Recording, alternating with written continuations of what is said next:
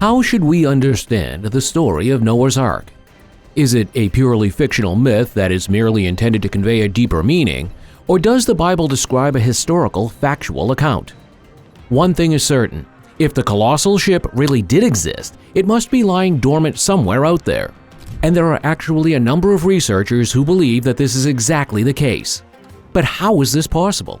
How could one man single-handedly create a gigantic ark that saved not only his family, but also countless animals from an all-destroying deluge? Why is the story not only known in the Old Testament, but also in sources that are thousands of years older? Well, perhaps the answers to all these big questions are hidden on Mount Ararat, and in the mysterious something that is suspected of being the real Ark. Unexpected things often happen. What originally began as a mere routine flight eventually led to one of the biggest archaeological debates of the 20th century.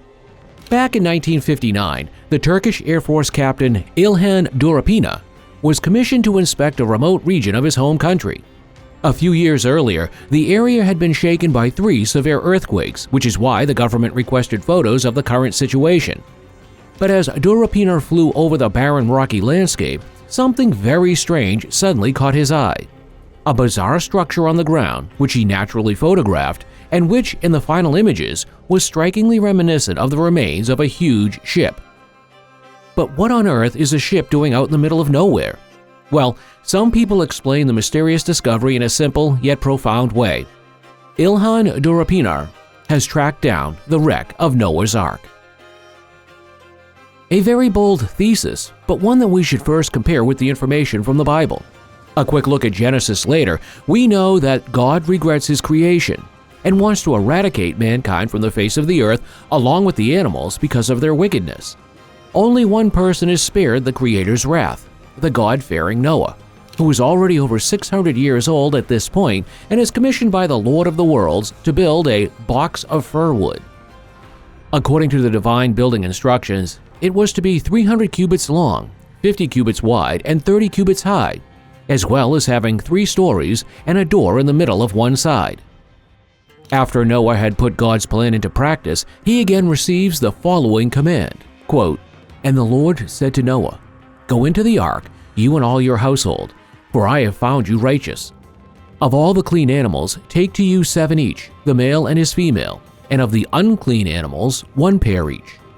For from this day forth in 7 days I will create it to rain upon the earth 40 days and 40 nights, and it will destroy from the face of the earth every living thing that I have made."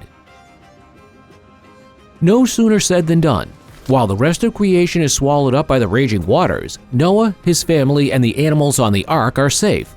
Then, after a seemingly endless time, Noah finally receives the redemptive message from God that the earth is dry and he should leave the ship. And in fact, the Holy Scriptures even reveal where the ark was at this point. It states, "On the 17th day of the 7th month, the ark touched down on Mount Ararat." Was Noah's Ark found long ago?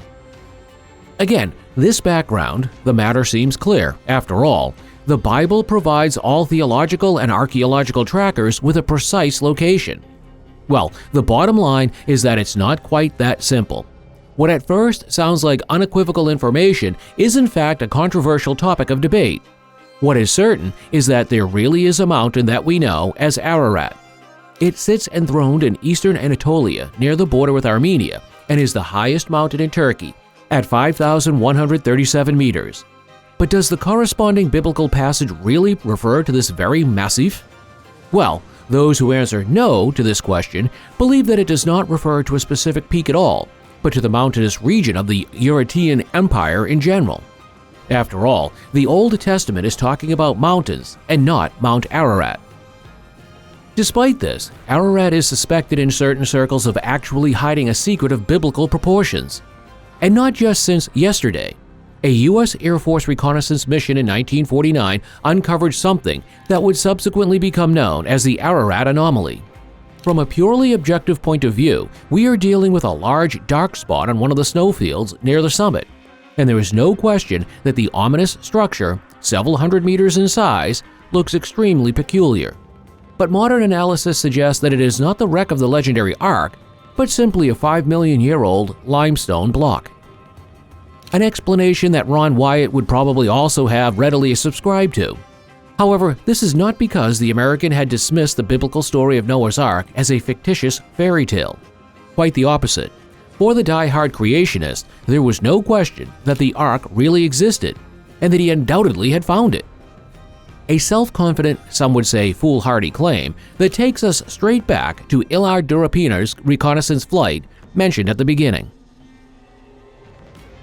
The debates about Durapina continue. Because what actually happened after the Turkish Air Force captain captured the strange object on film? Well, he didn't keep the strange discovery to himself. He immediately passed it on to the Turkish government.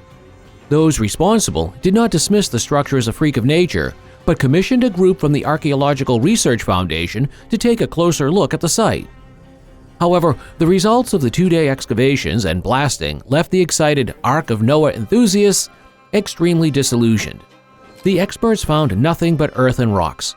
The official press release stated that there were no visible archaeological remains here and that the formation was explicitly not man-made. Named Durapina after its discoverer, the site was subsequently forgotten for almost 2 decades. This only changed in 1977 when Ron Wyatt became aware of the history and brought it back into the consciousness of the alternative public. As part of this, Wyatt tried to inspire some of his brothers in spirit with his Ark theory, but they were initially not particularly convinced by his explanations. In 1985, however, Wyatt was supported by geophysicist John Baumgartner and David Fasold, and when the latter saw the site, he was immediately convinced that he was looking at an ancient shipwreck. To back up the visual impressions with scientific facts, Fasold analyzed the site using a ground-penetrating radar device and a frequency generator. The skeptical countercamp later compared the generator to a divining rod, but Fasold and his team were stunned to discover that a regular formation corresponding to the dimensions described in the Bible was actually slumbering beneath their feet. From then on, the alternative researchers believed that they had tracked down the fossilized remains of the upper deck and that the original substructure had disappeared. In the nearby village of Kazan, Fasold's group investigated so-called anchor stones, which are also believed to have once belonged to Noah's Ark. The solution to the riddle? However, people like Fasold are often accused of lacking scientific objectivity. In other words, researchers only look for things that support their theories, while ignoring all other factors. However, David Fasold could not be accused of lacking the ability to reflect. After a few more Durapina expeditions in the 1990s, doubts grew in him, which eventually led to a surprising about-turn. In detail, the turnaround was called False Noah's Ark from Turkey, Unmasked as an Ordinary Geological Structure. In this paper, which Fasold wrote in 1996 with the geologist Lawrence Collins, he came to the conclusion that the supposed ark was in fact a purely natural rock formation that merely resembled an oversized boat. The article also stated that the so-called anchors were made of local volcanic rock. In April 1997, Fasold even repeated his doubts in an affidavit to an Australian court. In it, he described the claim that Noah's Ark had been found as absolute nonsense. But how convinced was David Fasold really of his own words? Some of his companions claim that Fasold returned to his original convictions shortly before his death in 1998. For example, his close friend and biographer June Dawes wrote, "He kept repeating that regardless of what the experts said, there was too much in favor of the Durapina site to dismiss it. He was still convinced that it was the fossilized remains of Noah's Ark." But what was the actual situation in the case of Ron Wyatt? After all, he was the one who drew David Fasold's attention to the Durapina site in the first place. Well, from 1977 until his death in 1999, Wyatt undertook more than 100 trips to the Middle East in order to bring various biblical traditions back to reality. In fact, he claims to have discovered not only Noah's Ark, but also the original Ark of the Covenant. While the Association of the Garden Tomb in Jerusalem has always strongly rejected such claims, one question remains: how is the Durapina site now assessed? Well, on the one hand, it remains the case that there is still no solid evidence for the Ark theory. But on the other hand, ground-penetrating radar investigations in 2014 and 2019 have revealed a mysterious fact. the underground structures form several right angles. The subscription button does not form a right angle, but you can find it even without ground-penetrating radar investigations. Join our community now and never miss an exciting video again.